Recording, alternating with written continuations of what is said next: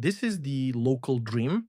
You type one command and a frontier grade model, 700 billion plus parameters, loads on hardware you own. No cloud account, no API key, no meter running.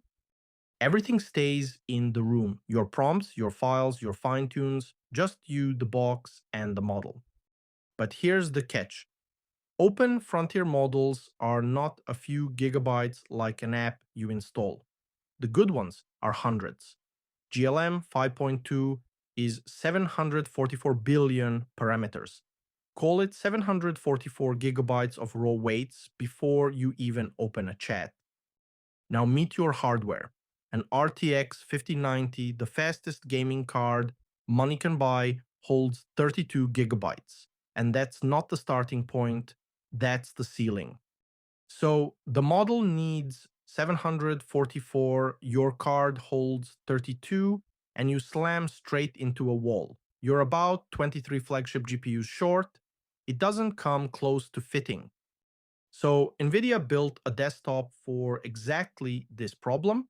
It's called DGX Station, and it carries 748 gigabytes of coherent memory. Same model, same weights, it just loads. 744 gigabytes of weights into a 748 gigabyte pool. It fits, it runs locally. To match that with gaming cards, you'd need more than 20 of them wired together. This is one box and it plugs into a normal wall socket. For scale, 8 billion parameters is laptop territory, 70 billion is a serious local model, 671 billion is open frontier weight. This box runs models up to a full trillion parameters locally. Why would you want this? Three reasons. It's private. Your data never leaves the room. It's free to run, no per token bill, and it's always on. So let me show you the wall, the desktop that breaks through it, and whether it's actually for you. Part 1. The wall and why running big models at home is genuinely hard. Local models don't die on speed. Modern chips are plenty fast. They die on memory. There is never enough of it. Because a model is just millions and millions of numbers, and every single one of them has to sit in fast memory at the same time. Not on disk, not streamed, all of it at once. The math is brutally simple.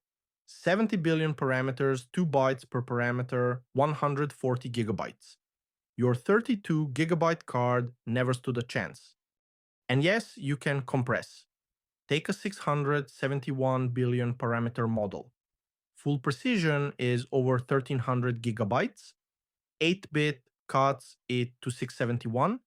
4-bit, about as small as it sanely goes, 336.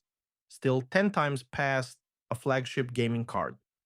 Then context walks in, a long conversation keeps its own working memory, and at 128,000 tokens that cache can add another 200 plus gigabytes on top of the weights. So that's the wall. A 32 gigabyte card against a 500 plus gigabyte model, a teaspoon against an ocean. So people improvise. They stack 4 GPUs, expensive, hot, complicated.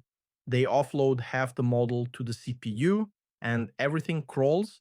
They quantize it into dust and the model gets noticeably dumber. Every workaround is a compromise. 30-second aside because people keep asking. Everything I test in these videos, the prompts, the configs, the bind calls, gets discussed in my free community. Link is below. That's the only plug. Back to the box. Part 2, the desktop and how it breaks through that wall. The trick is the chip. GB300 Grace Blackwell fuses a Blackwell Ultra GPU and a 72-core Grace CPU into one superchip. Not two parts on a motherboard, one unit. They're joined by a 900 gigabyte per second link, fast enough that the GPU and CPU stop keeping separate copies of things and just share. And that's where 748 comes from. 252 gigabytes of blistering HBM on the GPU side, 496 of huge roomy system memory on the CPU side. One coherent pool that the model stretches across. Coherent is the key word. In a normal PC, GPU, memory, and system memory copy back and forth over a slow bus. Here, there's one space. The model loads once and lives there. Blackwell's 4-bit format is the multiplier, near 8-bit quality at roughly half the memory. And this box pushes 20 petaflops of it, which means models that used to demand a server rack now load on a desk. DeepSeek R1 at 671 billion, Llama at 405, Kimi K2 at a full trillion, all of them locally.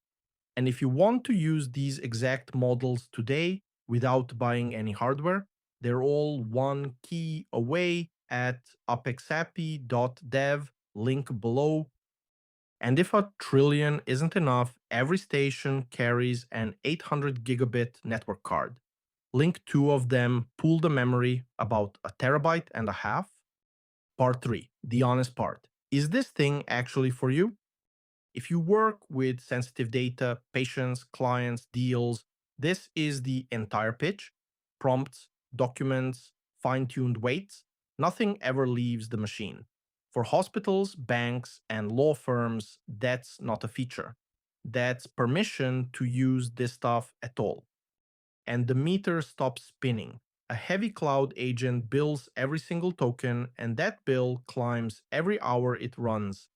The box is paid for once, 10 minutes or 10 hours, same price. And look, I run my cloud models through one Apex API key, so I watch what a meter does every day. Owning the meter changes how you use the thing. It works with the network cable pulled out, fully offline, air gapped if you want. No outage upstream, no rate limit, no terms of service update can touch it. And it unlocks the dream, an always-on agent grinding a hard problem for 4 hours straight on hardware you own, no meter anxiety, no session limits. Start it and walk away. Now the catch, this is enterprise gear. Street prices run around $90,000 and up, and it pulls about 1.6 kilowatts. This is not a gaming PC. If you want a taste without the price tag, there's DGX Spark, same idea, shrunk down, 128 gigabytes of unified memory, around 4 to 5 grand, and it runs models up to 200 billion parameters. Zoom out, and there's a whole ladder now. 32 gigs on a gaming card, 128 in a Spark, 748 in a station, terabytes in a data center. Every rung pulls more of the cloud down onto your desk. And that's the real story here. Models that were locked behind an API are migrating onto hardware you can own. The line between the cloud and your room just moved. So the recap is one sentence long. The wall was memory, never compute. The answer is one coherent pool, and the payoff is frontier scale models running in your own room. The cloud just became optional. If you want the follow-up, what I would actually run on one of these and how I'd set it up, subscribe, and I'll see you in the next one.